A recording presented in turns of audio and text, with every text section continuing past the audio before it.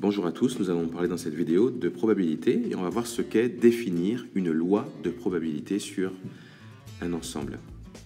On va commencer par une propriété un petit peu abstraite, mais bon, vous aimez ça, n'est-ce pas? Alors vous verrez qu'avec l'exemple, ce sera beaucoup plus clair, en tout cas je l'espère.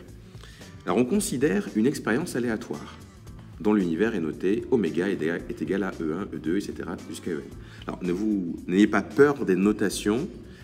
On dit juste ici qu'il y a une expérience aléatoire, que l'univers, c'est ça, et les E1, E2, etc. jusqu'à En, c'est en fait des événements. Événement 1, événement 2, événement 3, événement 4, etc. jusqu'à événement N. Donc, on considère cette expérience. Par exemple, on pourrait imaginer de lancer le dé, comme on en a déjà parlé. Alors, lorsqu'on répète un très grand nombre de fois cette expérience aléatoire, par exemple, lancer le dé, on le répète de nombreuses fois, la fréquence Fi de chaque événement, EI, donc ça veut dire la fréquence F1 de l'événement 1, la fréquence F2 de l'événement 2, la fréquence F3 de l'événement 3, etc., etc., eh bien, elle se stabilise autour d'un nombre PI, que l'on appelle probabilité de l'issue EI. Alors, cela signifie que si vous lancez le dé un très très grand nombre de fois, alors c'est sûr que peut-être que pendant les 100 premières fois, vous allez avoir peut-être beaucoup plus de 1 que de 2, ou beaucoup plus de 4 que de 6, etc., etc. Mais si vous le lancez vraiment des milliers de fois, eh bien, vous allez vous rendre compte que la fréquence d'apparition de 1, elle sera égale à la fréquence d'apparition de 2, elle sera égale à la fréquence d'apparition de 3, à la fréquence d'apparition de 4, de 5 et de 6.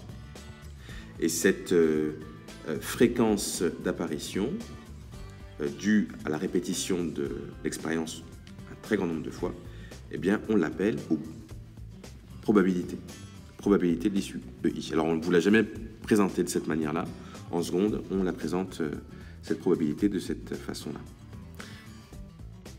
Alors là, c'est juste pour expliquer un petit peu la propriété. On va prendre un exemple tout à l'heure pour que ce soit un peu plus concret.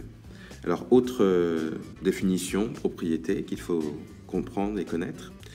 Alors, ce qu'on appelle une loi de probabilité.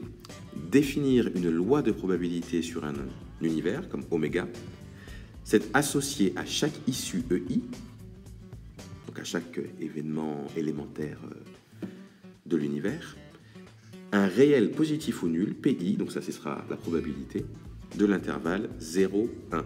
Donc là on est en train de dire que la probabilité PI, c'est toujours un nombre compris entre 0 et 1. Ce qu'on appelle probabilité, c'est un nombre compris entre 0 et 1. Donc vous avez un univers qui a plusieurs événements,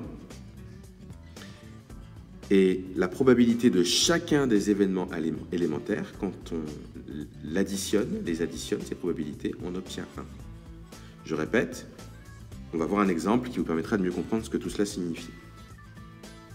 Alors on dit aussi que la probabilité d'un événement A, on la note P de A, eh bien c'est la somme des probabilités PI des issues qui le réalisent. On prendra un exemple pour l'expliquer. Et dernière propriété, pour tout événement A d'une expérience aléatoire dont l'univers est oméga, vous voyez la probabilité de A, de l'événement A, elle est comprise entre 0 et 1. Elle peut être égale à 0, elle peut être égale à 1. Et d'ailleurs, eh bien, la probabilité de l'univers, de oméga donc, elle est toujours de 1. Et la probabilité de l'ensemble vide, c'est toujours 0. Alors, prenons maintenant ce fameux exemple pour essayer de faire le lien entre les définitions et les propriétés et la réalité des choses. Alors on considère un dé truqué. Donc il est truqué, ce qui signifie que chaque nombre ne va pas apparaître avec la même fréquence. Normalement, on est censé avoir la même probabilité d'obtenir 1 ou 2 ou 3 ou 4 jusqu'à 6. Là, ce n'est pas le cas. Et vous le voyez d'ailleurs dans le tableau. Les probabilités ne sont pas toutes les mêmes. Donc, ce qu'on appelle loi de probabilité, c'est en gros ce tableau-là. Elle est dans le tableau. On donne la probabilité de chacune des issues. 1, sa probabilité c'est 0,2, 2 c'est 0,2, 3 c'est 0,1. Là, on a fait dans le tableau, grâce au tableau, la loi de probabilité de cette expérience aléatoire. Alors maintenant, on se pose la question, quelle est la probabilité de l'événement obtenir un nombre impair?